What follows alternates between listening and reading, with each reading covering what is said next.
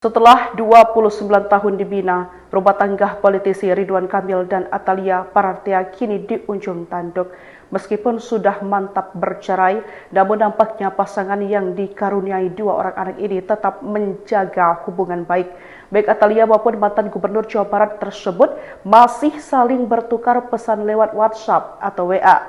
Komunikasi di antara keduanya terus terjalin seperti yang diinfokan oleh kuasa hukum Ridwan Kamil, Wenda Alwi, dikutip dari YouTube Raven Entertainment pada Kamis 1 Januari 2026. Tadi saya dengar dari Bu Atalia bahwa komunikasi dengan Pak RK masih baik jelasnya.